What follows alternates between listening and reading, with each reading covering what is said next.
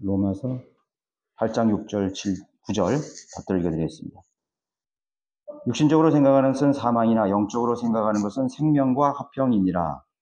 육신적인 생각은 하나님과 원수가 되나니 그것은 하나님의 법에 복종하지 않을 뿐만 아니라 실로 할 수도 없습니다. 그러므로 육신 안에 있는 자들은 하나님을 기쁘시게 할 수 없느니라. 그러나 하나님의 영이 너희 안에 거하시면 너희가 육신 안에 있지 아니하고 성령 안에 있으니 이제 누구든지 그리스도의 영이 없으면 그의 사람이 아니니라. 오늘 말씀의 제목은 생각의 출처입니다. 생각의 출처. 제가 이 영적인 생활을 위한 그런 설교를 2번 정도 이렇게 한 것 같습니다. 오늘도 이어서 이 그리스도인의 삶이라는 것은 사실 영적인 삶은 아니에요. 영적인 성령을 따라 사는 영적인 삶인데 저는 이런 부분이 굉장히 우선적으로 중요하다고 생각하기 때문에 좀 여러분들이 어떻게 보면은 이렇게 관심사가 아닐지도 모르는 분이 계실 수도 있어요. 그러나 저는 매우 이것이 중요하다고 생각이 되는 것이고, 또 여러분 영적 생활을 하는 데 있어서 믿음 생활에 있어서도 여러분 그런 것을 경험을 많이 했을 것입니다. 그래서 여러분들이 이런 부분들을 잘 여러분들이 경청하시고, 그리고 여러분들이 영적 생활을 영위하시는데 도움이 되기를 바라는 것입니다. 우리가 누군가와 대화를 할 때 대화가 잘 통하는 사람이 있죠. 아주 대화를 잘 통하는 사람이. 그런가 하면은 같은 말을 사용하면서도 이 말이 잘 안 통하는 사람들이 있습니다. 그래서 사람은 다 관심사가 다르고 또 서로의 그 가치 기준이 다르기 때문에 그것이 다르다면은 대화가 잘 안 통해요.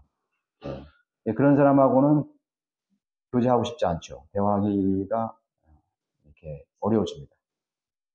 심지어는 우리 가정에 있는 그런 가족의 구성원들끼리라도 이 대화가 안 통합니다. 젊은 사람들은 뭐 코드가 안 맞는다? 뭐 이런 말을 하더라고요. 코드가 안 맞는다 이거죠.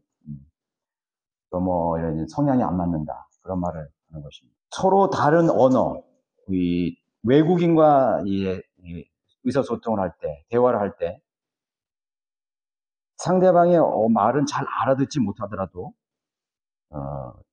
그 극히 제한적으로 알아듣죠. 서로가 그 언어에 대해서 잘 능통하지 못하면. 그렇다 할지라도 우리가 같은 생각을 가졌다면은 대화가 아주 잘 통합니다. 예. 그 대화에 그런 도구가 되는 그런 언어가 조금 의사소통이 어렵질지라도 그 사람하고 1시간 뭐 그 이상으로 이렇게 교제를 나눌 수가 있는 것입니다. 그러니까 이런 자기와 같은 생각을 가졌다는 것이 얼마나 중요한 것입니까? 그것이 바로 일반적인 사람들의 관계죠. 그런데 사람들과도 생각이 다르고 코드가 다르면 그 이상 가치관이 다르면 이렇게 통하기가 어려운데 하물며 보이지 않는 하나님과 어떻게 교통을 하시겠습니까? 그래서 하나님과 교제가 가능하기 위해서는 하나님의 생각과 뜻을 캐치할 수 있어야 되는 기능이 있습니다. 그것이 바로 영적인 기능이거든요. 그래서 우리 사람은 몸과 영과 홀로 지어졌지만 그 영의 기능이 살아나야 돼요. 하나님과 교제할 수 있는 영적 기능이 요구되는 것입니다.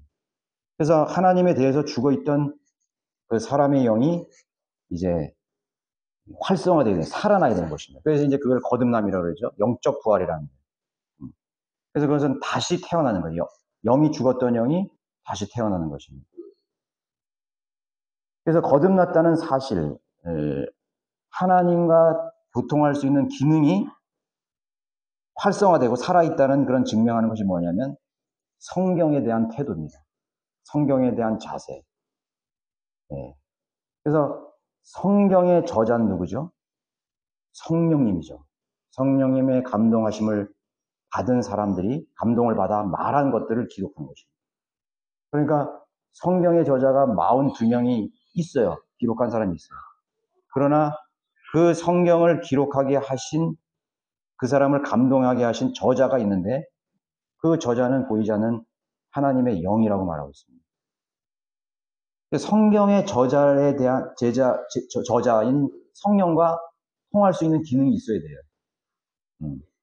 여러분들이 성경을 읽을 때, 또 성경을 공부할 때, 또 성경을 묵상할 때, 여러분 성경의 저자이신 성령을 의지해야 돼요.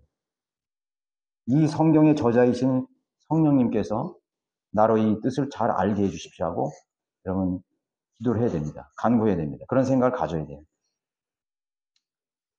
또 성경에 기록된 모든 말씀들이 영입니다. 영. 그거는 하나도 육신적인 차원이 없어요. 그래서 예수님도 내가 너희에게 이른 말이 영이요 생명이라고 그렇게 말씀하셨죠.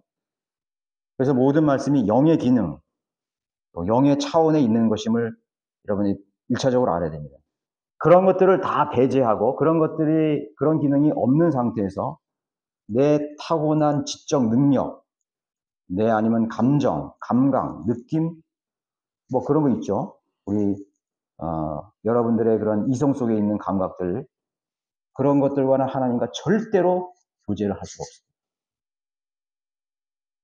그 사람이 성경을 10번을 읽고 1시간을 성경을 들여다봐도 영의 기능을 꺼놓고 그것이 배제된 상태에서 내 생각과 내 지적 능력과 내 지식과 내 경험과 나의 어떤 그 타고난 그런 그 능력 있지 않습니까? 감각.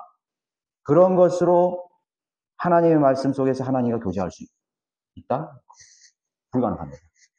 교제할 수가 없어요.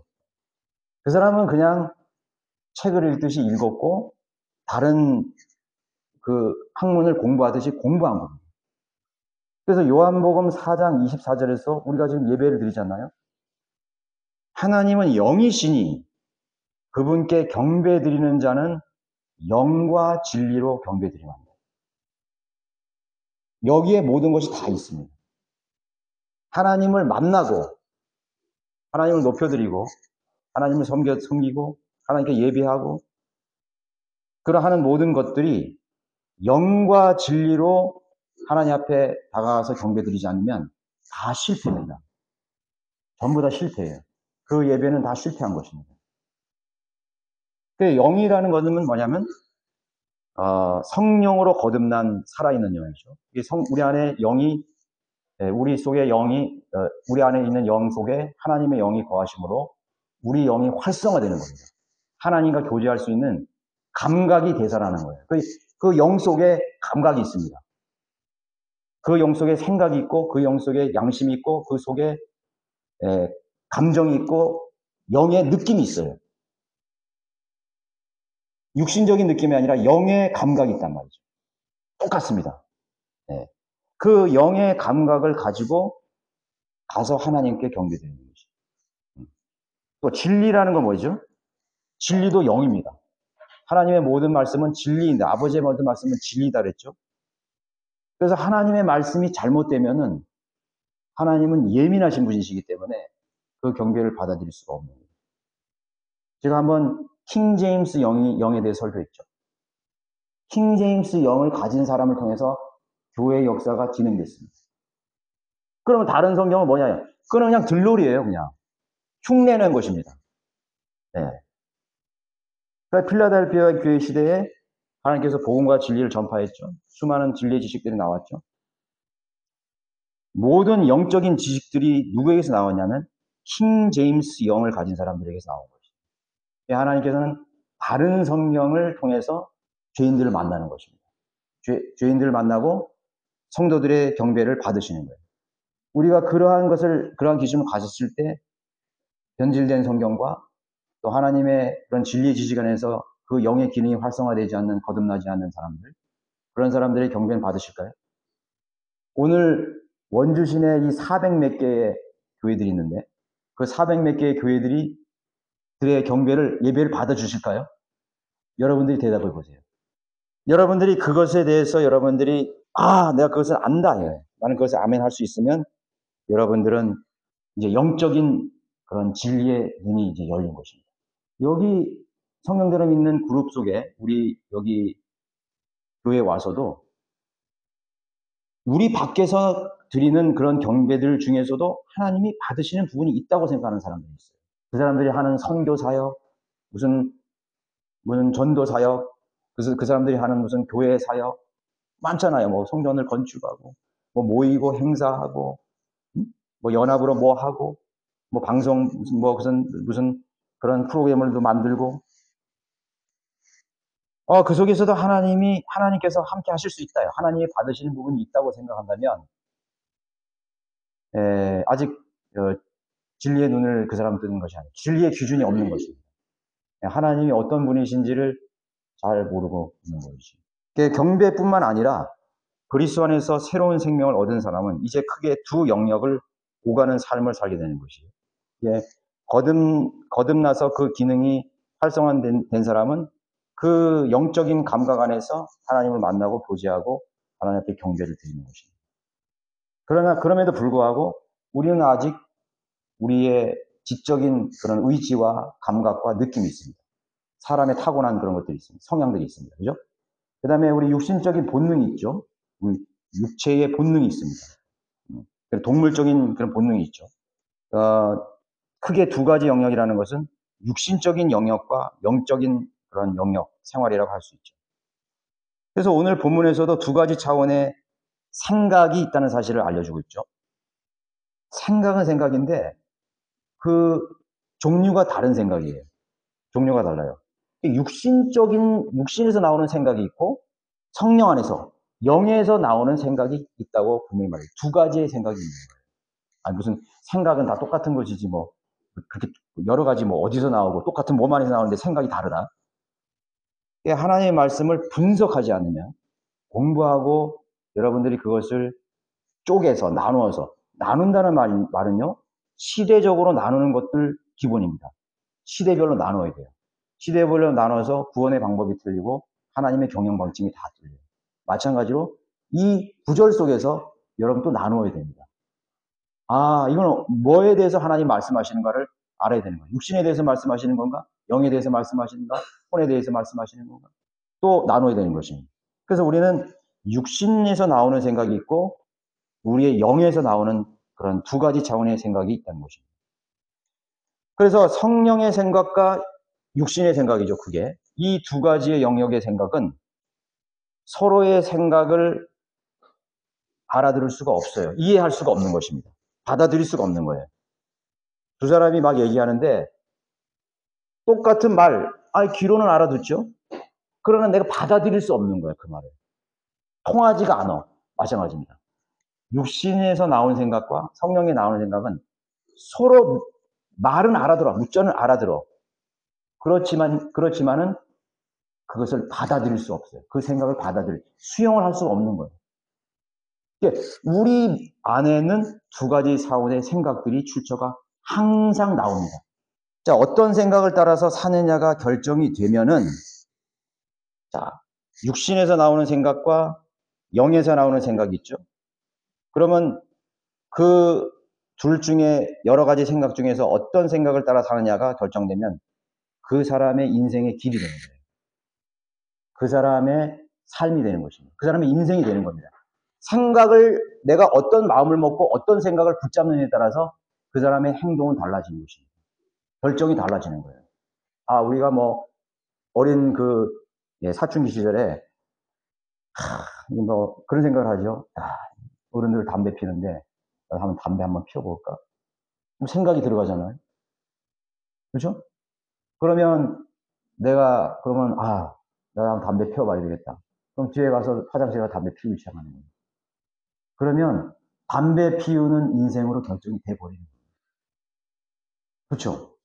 그 사람이 중간에 어떤 큰 각오로 해서 뭐 폐병이 걸려 죽게 됐다든가 여러 가지 그런 건강상의 문제가 있어서 그걸 끊기 전에는 그 사람은 평생 흡연자가 돼버리는 거예요. 자기 인생이 돼버리면 인생의 일부가 돼버리는 거예요. 술, 마약, 뭐 이성적인 문제들, 여러분들의 직업, 모든 것이 여러분 어떤 생각을 붙잡느냐에 따라서 그 생각은 나의 인생이 되는 것이에요. 그래서 생각이라는 거는 이 생각을 붙잡는 것은 간단하지가 않은 것입니다. 그래서 우리 여러분의 자녀들에게 많이 얘기하잖아요. 잘 생각해봐라. 잘 생각해봐라 이거예요. 그렇게 모든 것이 내게서 생각이 나왔다고 해서 그렇게 쉽게 그 생각을 붙잡으면 안 된다는 거죠. 안 된다는 거예요. 결혼을 할 때 잘 생각해야 되잖아요. 잘 생각해봐라 이거예요. 그 사람을 선택하는데 잘 심사숙고해봐라요. 그리스도의 뭐야? 충분히 하나님께 기도해봐. 물어보라요. 그 직업을 구할 때 생각해봐라. 구하라 이거. 뭐 단순히 뭐 연봉 많이 주고 뭐 안정돼지고 그걸 말하는 거 아니죠. 물론 세상 사람들은 그런 것에 초점을 맞춰서 생각을 많이 하게 될 수도 있죠. 그 사람의 생애의 목표나 가치관, 생활 방식에 변화가 오게 되는 것입니다. 이 생각에 대한 결정, 선택을 한다는 것은 그 범위가 수년일 수 있습니다. 내 10년의 계획을 위해서 내가 어떤 결정을 하고 생각을 합니다. 아니면 한 달일 수 있습니다. 내가 이번 9월 달에 내가 어떤 계획을 가질 것이냐에 대한 생각을 합니다. 아니면 그것이 일주일일 수 있습니다. 내가 일주일 동안에 어떤 생각을 붙잡는다. 내가 오늘 하루 아니면 매 순간마다 그 생각을 여러분 선택하셔야 됩니다. 붙잡아야 돼요. 그래서 이 결정은 매일 이루어지는 것부터 멀게 내 인생 전부까지 그렇게 범위가 정해지는 것입니다.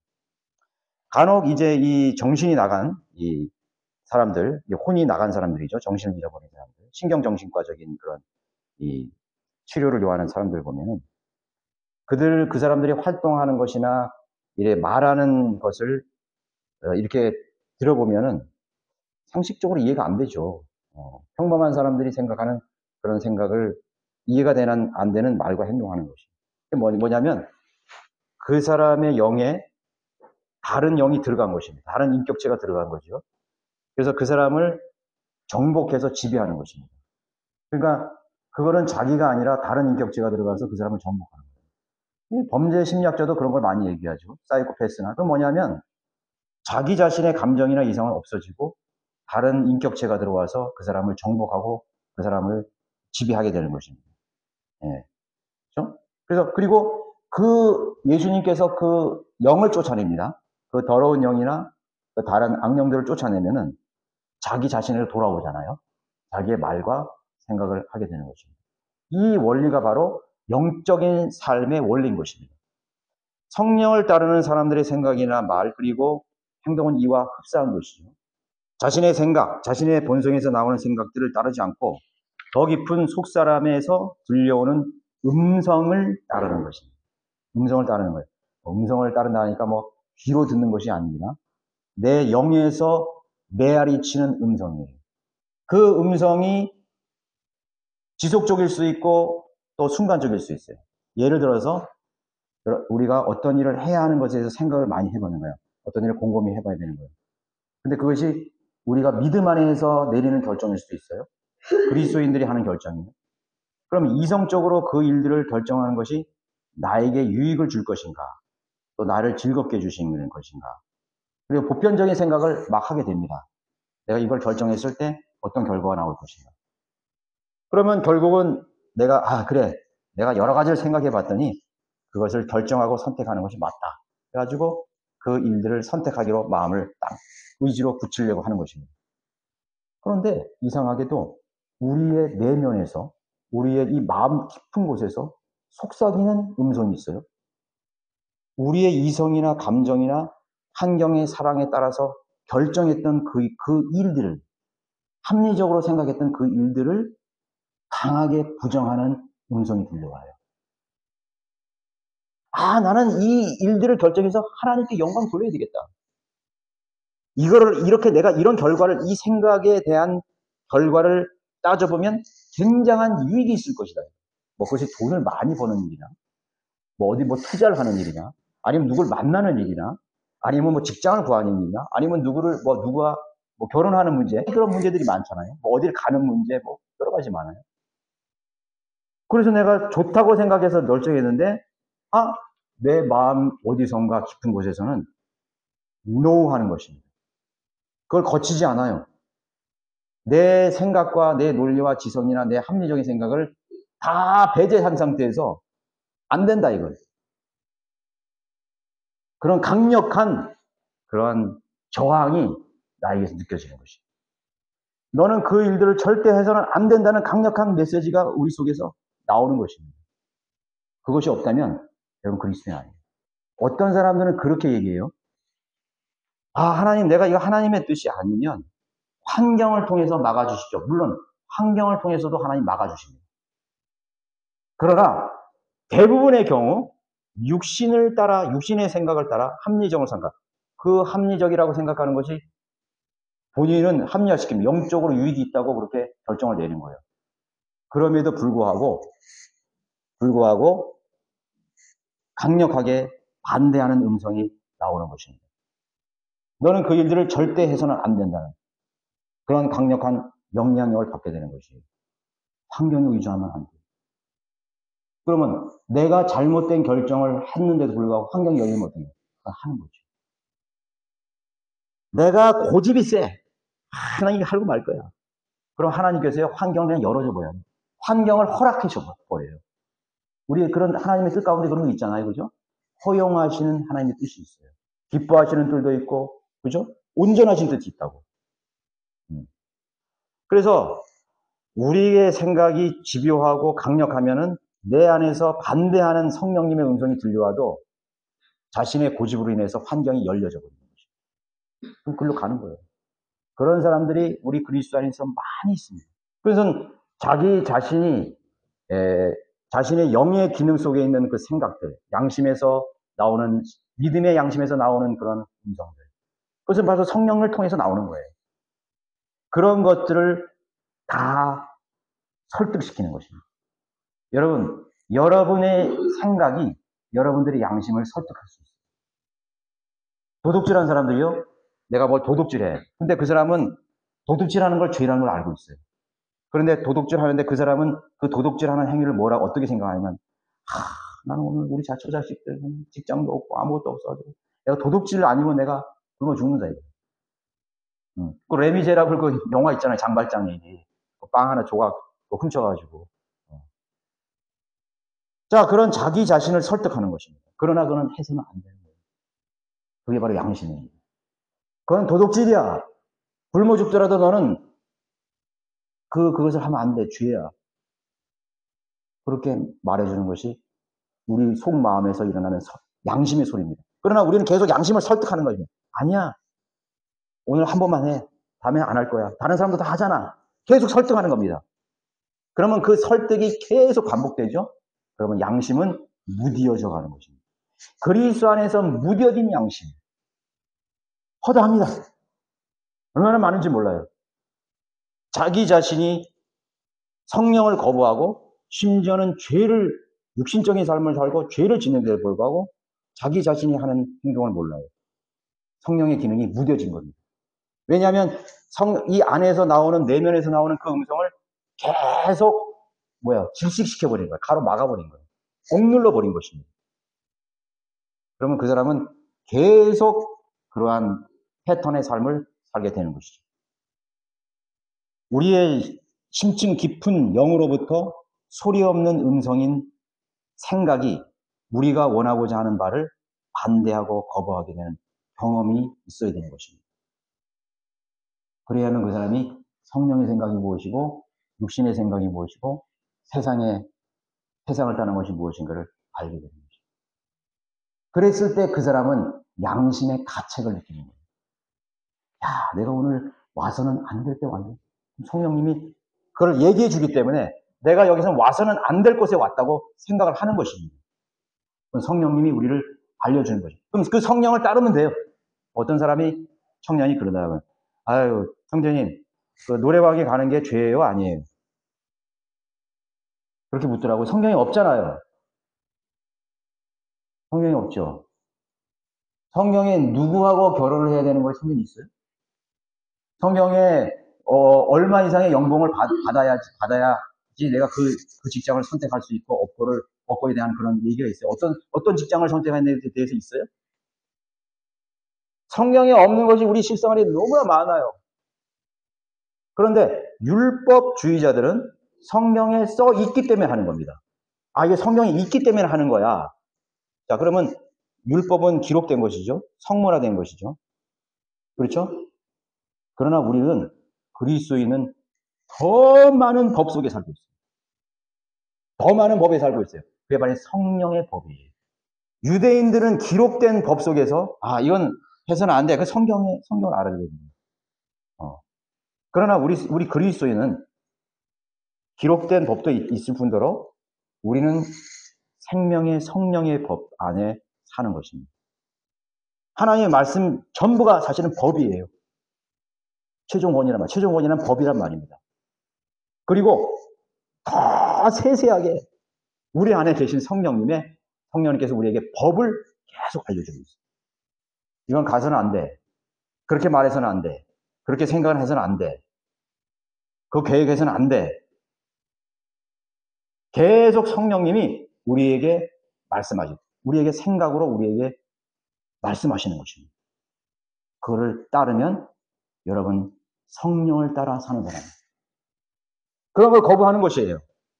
합리화시킵니다. 아, 요것만 하고 다음엔 안 할 거야. 그러면 그 죄가 계속 반복되는 것이죠. 그러면 그 사람은 육신을 따르는 사람이에요. 가서는 안 될 곳, 먹어서는 안 될 음식을 계속 먹는 거예요. 자신의 그런 육신적인 생활의 패턴을 계속 고집하면서 하는 겁니다. 성령은 수독, 안 돼, 강력하게 반대하는 것이죠. 너 그렇게 생각하면 안 돼. 그런 경험이 있을 때 여러분, 그런 것을 여러분 감지했을 때, 그 기능을 감지할 때 여러분 영적인 생활이 무엇이고 육신적인 생활이 무엇인지를 여러분 스스로 선택하고 결정할 수 있는 거죠. 그것이 바로 우리 영에 계신 성령님의 음성인 것입니다. 내 감정과 느낌은 즐겁고 좋을 수 있어요. 그러나 나의 심층에 있는 그 깊은 곳에 있는 나의 영은 슬프고 괴로운 것입니다. 그런 경험하셨어요? 나는 너무 좋아 지금. 좋은 것 같아. 좋은 결과가 있는 것 같아. 내 생각은 막 즐거운 것 같아. 그것만 생각하면 막 즐거워. 그런데 내 영은 지금 신음하고 있어요. 고뇌하고 있어요. 심지어는 나를 위해서 그 성령님이 기도하고 있고 나를 위해서 계속 음성을 들려주고 있어요. 나는 슬프다. 나는 괴롭다. 나는 너를 위해서 고뇌하고 있다. 아니, 난 지금 좋은데? 괴로운데? 여러분 그것을 구분할 수 있어야 돼요. 그러면 영적인 생활을 할 수가 있는 것입니다. 이것은 분명히 성령을 따라 살아야 되는데 내가 여러 가지 합리화를 시켜서 내가 그 자리를 벗어납니다. 그러면 어떻게 되냐? 내가 영이 괴로워. 내가 있어야 될 자리에 있지 않는 것 때문에 나를 괴롭게 하는 것입니다. 그러나 계속 그것이 내 이성이 그걸 억누릅니다. 정당화시킵니다. 얼마나 많은 그리스도인들이 그렇게 살아가고 있습니까? 그런데 보면은 이와 반대로 느낌이나 감정은 부정적이지만 내가 어떤 괴로워, 막 힘들고 막 지치고 또 막 괴로울 수 있어요. 몸도 괴롭고 막 생각도 괴로워 막 기분도 막 상했어. 그런데 내 영 저 깊은 곳에서는 희락이 있는 거야. 경험해 보셨어요? 기쁨이 있는 거야. 왠지 모를 세상이 모르는 평안과 위로와 보람이 나를 충만하게 한다는 사실을 여러분 경험하셨습니까? 제일 간단한 게 복음을 전할 때. 복음을 전했더니 말이야, 받아들인 사람 한 명도 없어. 어떤 사람 막 침을 뱉고, 막 어떤 사람은 내 앞에서 저는요, 제일 마음이 정말 상했을 때 어땠냐면, 휠체어를 타고 이렇게 오는 메인이 있더라고요. 메인을 보니까 내가 참 불쌍해. 한번 출근해. 그 사람 정말 예수 믿어야 되고. 그래서 그 사람이 다가가서 내가 복음을 몇 마디 하는데 반응이 없어. 그래서 복음을 그 전도지를 딱 줬는데 내 앞에 이렇게 쓱 메인이면서 이렇게 하는 사람이 와가지고 쫙 해가지고 나한테 딱 던지는 거예요. 그럼 기분이 어떻겠어요? 야, 그 기분은 내가 여태까지 가져보지 못한 감정이었어요. 분노도 있고요. 또 연민도 있고요. 오만 가지 생각이 다 드는 거예요. 어떻게 보면 좀 내가 그런가, 굴욕을 당한 것 같아. 내가 좀 굴욕적이야. 내가 육신적인 생각으로는, 야, 내가 뭐 모자라가지고 저런 사람들한테 내가 그냥 수모를 당하나 이거지. 많은 사람들 앞에서 말이지. 순간 그렇게 습득할 수 있잖아요. 그죠? 여러분 많이 경험하시죠, 그런 거? 그런데 그날 내가 돌아오는 내 발걸음 속에서는 너무 무거웠어요, 마음이. 그 생각밖에 안 나네요. 근데 마음 깊은 곳에서는 하나님께서 나에게 위로를 주는 거야. 너는 세상에서 최고의 일이었어. 네가 여기서 욕을 먹고 수치를 당하고 굴욕을 당하면 즐거워하고 기뻐하라. 하나님 말씀으로 또 위로를 주면서 말이죠. 나는 너를 기뻐한다. 그 내 영이 뭔가 알 수 없는 그런 기쁨이 내 마음속에서 나를 잔잔하게 나를 덮칩니다. 그게 이제 대표적인 그런 우리가 두 가지 생각을 가질 수 있어요. 그래서 우리가 영적인 생각을 선택하고 잡는 것은 어떻게 보면은 이해타산이라는 게 없습니다. 현재로 나타나는 유익이라는 건 아무것도 기대할 수 없는 상황입니다. 그렇지만 그것을 여러분들이 그 생각을 붙잡고 기도했을 때 하나님께서 그 영으로부터 주시는 평안과 위로를 주시는 거예요. 기뻐하시는 것입니다.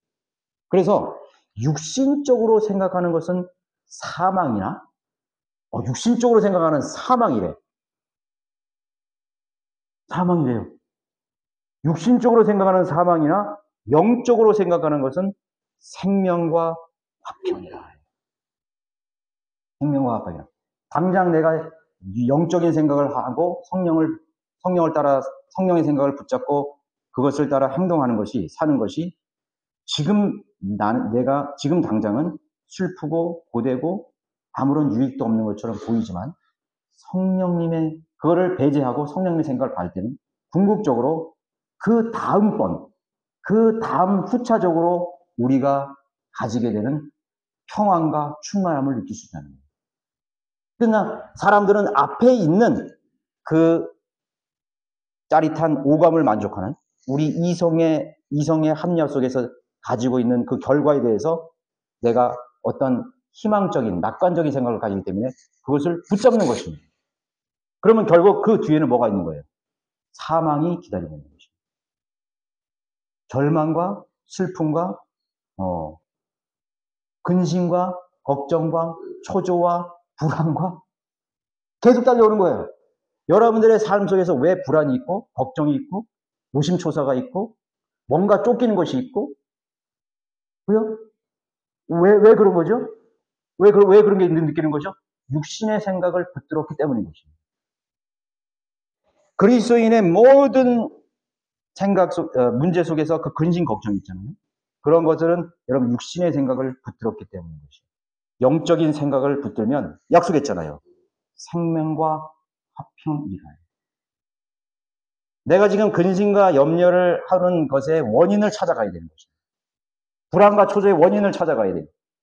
그리고 그것을 해결하면 됩니다. 믿지 않았어요. 해결하면 돼요? 그럼 나는 평안해지는 거예요. 옷을 벗어버린다. 무거운 짐을 벗어버리는 거예요. 나를 근심케 하고 억눌렸던 삶의 내 스트레스, 모든 이 삶의 스트레스를 내려놓을 수 있는 것입니다. 옷을 벗을 수 있는 거예요. 그래서 자유할 수가 있는 것이죠. 그러므로 우리의 이성과 생각은 영의 지배를 받고 복종해야만 됩니다. 무조건적으로 복종해야 돼요. 이런 시행착오를 많이 겪은 성숙한 그리스도인은요, 그러한 것들이 딱 왔을 때 나를 복종시킵니다. 영의 생각을 붙잡을 수 있도록 나를 복종시키는 것입니다. 그냥 다 내려놓습니다. 지금 그거 내려놓으면 지금 어떻게 하려고 그래? 응? 어떻게 하려고 그러냐고. 그래서 육신의 생각이에요. 이렇게 지금 벌려놓은 상황을 어떻게 수습할 거야? 육신의 생각이죠. 그 사람들은 그걸 계속 따라가요. 다 내려놔요. 그리고 성령의 생각을 붙잡는 것입니다. 그러면 여러분 화평과 생명이 와요. 그건 뭘 말하는 겁니까? 하나님이 해결해 주신다는 거예요. 전지전능하신 성령님께서 그 일들을 해결해 주시는 것입니다. 우리의 본성에서 나오는 생각은 항상 합리적인 생각을 하게 만듭니다. 합리적이라는 생각을 하면 편의하고 편리적이고 자기 생각의 중심에는 이기적인 내 자아가 도사리고 있는 것이에요. 그것이 바로 합리적인 생각이라고 말하는 거예요. 자아에 대한 연민이 있습니다. 내가 애지중지하는 사랑하는 대상들에 대한 생각들이 거기서부터 출발되는 사랑하는 대상들에서 출발되는 모든 생각들이 거기에 있습니다. 그리스도인이 어떤 결정을 이룰 때 외부적인 상황, 내 자아의 감정과 느낌, 사람들과의 관계 등을 거쳐서 나오는 생각은 성령께서 넣어주신 생각과 충돌할 수가 있는 거예요. 하나님께서 우리에게 주시려고 하는 것은요, 우리의 영에 직접적으로 주시는 거예요. 그래서 성령의 생각을 따르라고 그러는 것이죠. 직접적으로 주는 거죠. 내가 많이 생각해봐야겠다. 많이 좀 따져봐야 되겠다. 계산해봐야 되겠다. 그런 게 아니라는 거죠. 성령님께서 주시는 것은 그래서 그걸 직관이라 그래요. 직접적으로 주시는 거예요. 직관이에요. 여러분들, 사람이 나이가 먹으면요, 순수성이 유효하죠. 순수성. 그런데 이제 유치원에 다니는 이런 사람들 이렇게 실험을 해봤어요. 이렇게 실험을 해봤는데 앞에 이제 여러 가지 사람을 이제 앉혀놨어요. 그 사회 실험이 있어요. 그 유치원 좀 말을 할 줄 아는 애들 보고 이렇게 말하는 거예요. 몇 마디 이제 해요. 묻고 대답해요. 예를 들어가지고, 이제 그 사람을 다 이제 다른 방으로 옮긴 다음에 그 아이들이 묻습니다. 여기 첫 번째 사람 아저씨는 어떻게 생각해? 그러니까, 좋은 아저씨인 것 같아요. 이렇게 얘기하는 거예요. 두 번째 아저씨는 어떻게 생각해요? 그러면, 뭔가 좀 숨기는 것 같아요. 또 세 번째 사람이 할 때는 어떻게 됩니까? 그 아저씨는 나쁜 사람 같아요. 이유를 물어봐요. 그럼 이유를 말 못해, 애기들이. 설명을 못하니까. 왜 그 사람이 좋은 아저씨 같아? 그러니까. 그냥 좋은 아저씨 같대. 왜 나쁜 아저씨 같냐니까, 그냥 좋은 아저씨, 나쁜 아저씨 같다는 거야. 그게 뭔지 아면 직관이에요. 그 사람하고 아주 많이 경험을 안 해봤는데도 여러분 직관적으로 느끼는 거 있어요? 있죠. 무슨 관상을 보고 그런 거 잘생겼나 못생겼나 그런 보라는 게 아니야. 아무리 잘생긴 사람도 몇 분 딱 내겠는데, 얘기하지 말아야 돼. 딱 나오잖아요. 그런데 이 나이가 많이 들면 들수록요, 그런 것이 떨어져요. 어린아이들은 순수하기 때문에요, 아주 직관력이 굉장히 좋습니다. 그러나 어린아이들을 보면은요, 그래서 여기 주일학교 이렇게 보면은요, 주일학교 학생들이 좋아하는 형제들이 있어요. 주일학교 아이들이 좋아하는 자매님들이 있어요. 그거는 나이가 많건 적건 상관이 없어요. 근데 그분들의 특징이 뭔지 아세요? 순수한 면이 많아요. 어린이 같은 면들이 많다고. 몰라. 제가 몰라서 그렇게 얘기하는지는 모르지만, 아무튼, 어린이들이 굉장히 좋아하는 사람. 그 어린이들이 좋아하는 그 사람들을 한번 요즘에 한번 보시죠. 100%다 그렇진 않겠지. 어린이들은요, 사람을 우리보다 더 잘 보여요. 그런데 어른이 되면요, 그것이 이제 떨어지는 거지. 막 따지는 거야. 저 사람은 돈을 얼마 벌고, 사회 직장이 뭐고, 직위는 뭐고, 어떻고, 얼마나 배웠고, 막 따지고, 내가 이런 말 하면 저 사람 어떤 말 하고, 그런 것이 이제 점점 결여되는 것입니다. 이제 그 사람은 사고로 하는 거예요. 생각을 거치는 거예요. 직관이 아니라 생각을 거쳐서 모든 걸 판단하는 습관이 생기는 것입니다.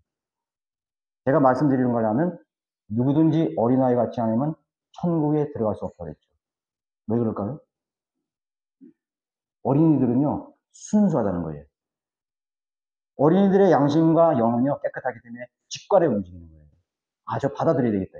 복음 받아들이는 거예요. 저 좋은 거다. 이거 받아들이는 거예요. 근데 어른들한테 뭐예요? 생각하는 거예요. 저 사람이 나 저기 교회 데려가려는 건가? 종교인 만들려고 그러는 건가? 또 자기가 생각했던 거죠.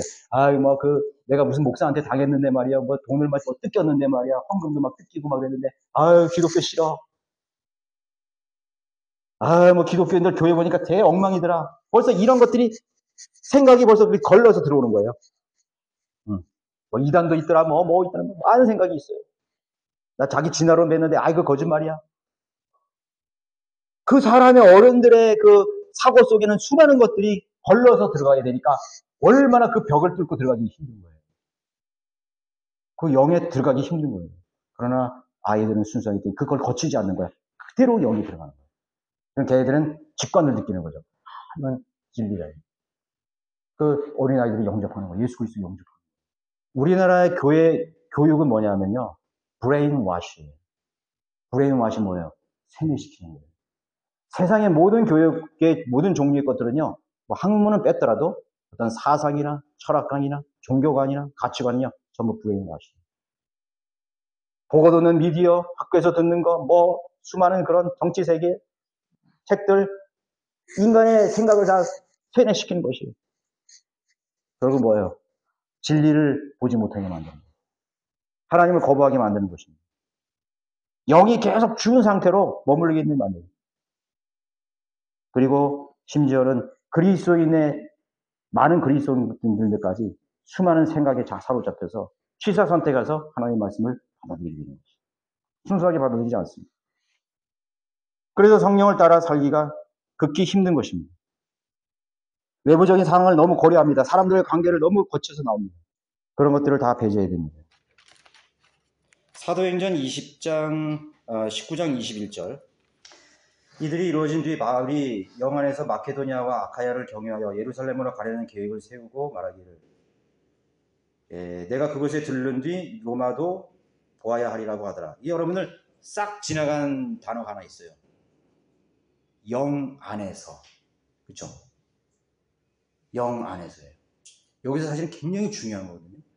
일들이 이전에 바울이 영 안에서 계획을 세운 거예요. 영이 들려주는 계획을 붙잡은 거예요. 영 안에서 마케도니아와 아카야를 경유하여 예루살렘에 가는 계획을 세웠다는 거예요. 영 안에서 계획을 세웠죠. 자기가 무슨 여행 계획을 짜서 한 것이 아니에요. 22절도 보세요. 20장 22절.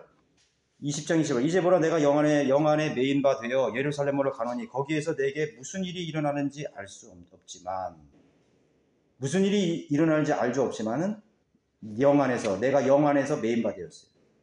내가 영이 주는 생각과 영이 주는 계획 속에서 내가 매인 바 되었단 말이에요. 그래서 23절에 다만 내가 성령께서 각성함에서 증거하여 말씀하시기를 결박과 고난이 나를 기다리고 있다고 하시니라. 성령의 생각을 따랐죠. 성령님의 생각을 따랐다고요. 예. 누가복음 1장 46절 한번 보십시오. 그때 마리아가 말하기를 내 혼이 주를 드높이며 혼이 주를 드높였죠. 이거는 내 생각입니다. 사고입니다. 47절은 내 영이 하나님 내 구주 안에서 기뻐하였도다. 그러니까 마리아는 혼이 주를 드높였고 영이 기뻐했다고 말하는 거예요.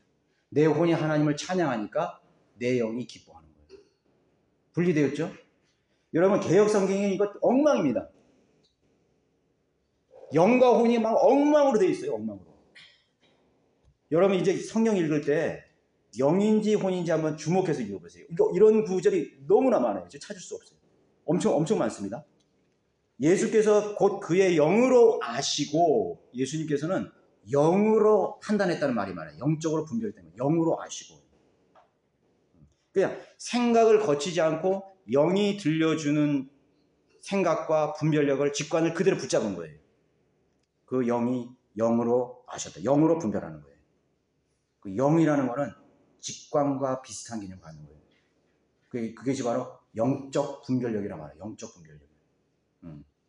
예. 영적 분별력이라는 거는 무슨 이런 논리적인 걸 거치지 않을 수 있어. 황당할 수 있다는 것이에요. 자, 누구에게 책망을 했어. 근데 황당해. 그런 소리 들으면 황당해.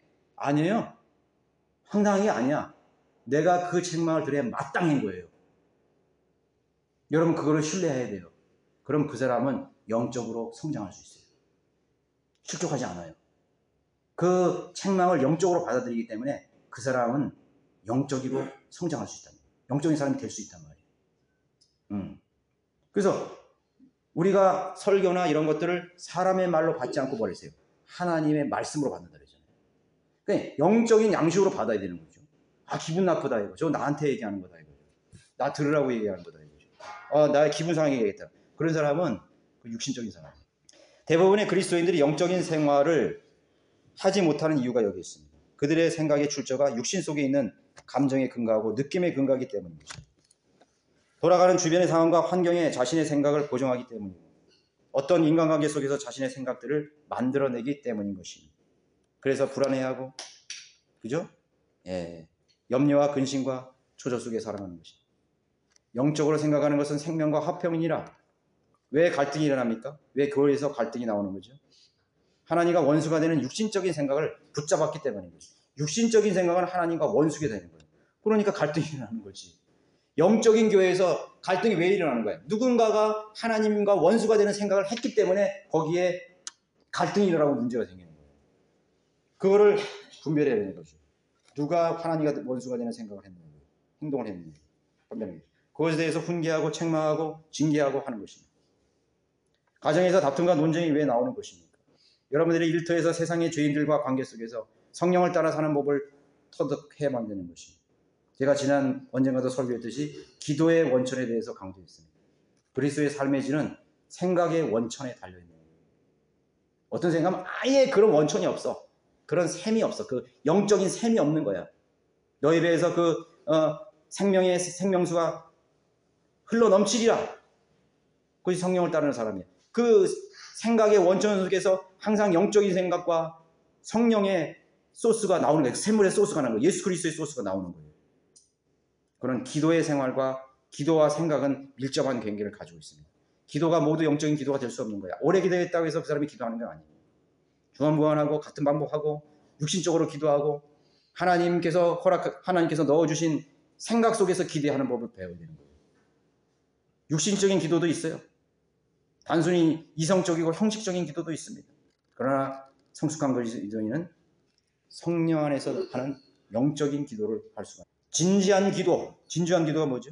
성령께서 넣어주시는 생각을 따라 기도하는 사람입니다. 성령을 따라 기도하지 않는 사람은 기도에 힘이 없어요. 목소리를 크게 하고 강조하고 그런 뜻이 아니에요. 힘이 없다고. 성령을 따라 성령께서 넣어주시는 생각 속에서 기도하지 않는 사람들은 그 기도가 힘이 없어요. 맥이 없어요. 하나님 말씀 전하는 것도 마찬가지예요. 여러분들이 제가 말하는 것을 들을 때, 제가 강론을 들을 때 막 짜증이 나. 식상하고 또 막 안 들은 참 이런 시간에 왜 내가 저걸 듣고 있지? 그러면 나는 여기서 있을 필요가 없어요. 그런데 여러분 솔직하게 얘기해 주세요. 그것이 여러분들과 저와 하나님 관계에서 중요한 문제이기 때문에. 어떤 지옥교회는요, 막 그러는 건데. 그런데 이성호 목사님이 한번 그랬는데 어느 지옥교회 사람들이 와가지고 그런 얘기를 했대요. 우리 목회자 설교를 들으면 막 짜증이 난다고. 왜 짜증이 날까? 설교하는데. 그럼 그 사람이 잘못됐든가 이 사람이 잘못된 거죠. 그럼 목사님이 그걸 들어보고 정말 짜증이 난다. 목사님이 들어보신다고요. 한 2번 정도 들어가. 자, 우리가 거듭난 사람이라는 건 분명히 느끼는 것이에요. 그리스도인의 기도하는 생활 속에서 생각이 나와야 됩니다. 하나님과 교제하는 속에서 우리가 하나님과 교제 안 하는데 어떻게 영에서 생각이 나올 수 있어요? 그런 생각들이 나올 수 있어요. 하나님 말씀이 모두 영이며 생명이라면 우리의 생각 역시 하나님의 말씀들에 근거해야 되는 것입니다. 우리는 얼마나 많이 이 2가지의 생각, 2가지의 마음을 품고 살아왔습니까? 영적 할례를 통해서 영과 몸과 혼이 분리되었고 우리는 영적 안목을 가지고 육신적인 생각, 혼의 생각, 그리고 영적인 생각을 분별할 줄 알아야 되는 것이죠. 그리고 영적인 생각이 혼의 생각을 지배해야 됩니다. 정복해야 됩니다. 그리고 육체를 처복종시키는 것입니다. 순수하고 양심적이며 하나님 앞에 부끄러움이 없는 그런 생각을 가져야 되는 것이에요. 그것이 영의 생각인 것입니다. 합리화시키면 안 돼요. 자기 자신을 합리화시키면 안 돼요. 그래서 그 생각을 붙잡지 않는 이유가 자신의 상황이나 생각에 이익을 주지 못한다고 느끼기 때문인 것이죠. 우리가 얼마나 자기 생각을 따라 결정한 일들 때문에 슬픔을 경험했습니까? 얼마나 많은 우리 자신의 생각, 육신의 생각을 따라 사는 결과 때문에 예상치 못한 어려움을 겪고 살았습니까? 자기는 그것이 옳다고 생각했는데. 그 말은 우리 그리스도인이 말하는 거예요. 사람의 생각에 옳게 보이는 길이 있어도 마지막은 죽음의 길이라 이거예요. 몰락이에요. 똑같이 우리 그리스도인들에게 영적으로 적용해 볼 수 있는 것입니다. 다 좋다고 보기 좋고 내 생각에 좋은 결과를 날 것이라고 생각하면 금물이라는 것이에요. 성령께 물어봐요. 하나님께 물어보라는 거예요. 물어보라는 거지. 아니 앞날을 어떻게 알아요? 사람들이 낙관한 일이 불행한 일이 답줄 수 있어요. 그러나 내가 오늘 불행하다고 생각했던 그 생각이 낙관적인 결과가 나올 수 있어요. 그것이 어디서 결정되는 것이에요. 영의 생각을 붙잡았느냐 육신적인 생각을 붙잡느냐에 달려있는 것이에요. 육신으로 심는 자는 썩을 것을 거둘 수밖에 없는 것이에요. 성령으로 심는 자는 생명과 평안을 얻게 되는 것이에요. 그렇죠? 보세요. 한번 그렇게 한번 여러분 해보시라고. 그리스도인의 삶이라는 것은 너무나 단순한 것입니다. 그래서 믿음의 단순함에서 너희들이 떠나지 말라고 경고하고 있는 것입니다. 영 안에서 기뻐하십시오. 영 안에서 만족하십시오. 내 영이 기뻐하는 일을 선택하십시오. 그리고 영이 또 고뇌할 때 함께 고뇌하십시오. 슬퍼하십시오. 주님도 눈물을 흘리셨습니다. 그 영 안에서 눈물을 흘리셨습니다. 그 단순한 감정이 아니에요. 영의 감각입니다. 슬퍼하는 사람, 그 영 안에서 슬퍼하는 사람, 영적인 그리스도인 것입니다. 하나님께서 지성소와 같은 우리의 영 안에서 우리를 만나고 싶어 하시는 것입니다. 영에서 만나주시고 그 지성소에서 주님을 만났듯이 우리는 왕같은 제사장이요. 그죠? 왕같은 제사장이 있습니다. 그래서 그 영 안에서 만나야 됩니다. 그 영 안에서 하나님께서는 그 자비석에서 하나님 말씀을 들려주실 거예요. 그분의 생각을 나에게 넣어주실 것입니다. 넣어주실 것입니다. 하나님께서 그 말씀으로 우리는 깨어나야 되고 깨달아야 되는 것입니다. 누구든지 그리스도의 영이 없으면 그의 사람이 아니기 때문인 것입니다. 영적인 그리스도인으로 여러분 살아가시기 바랍니다.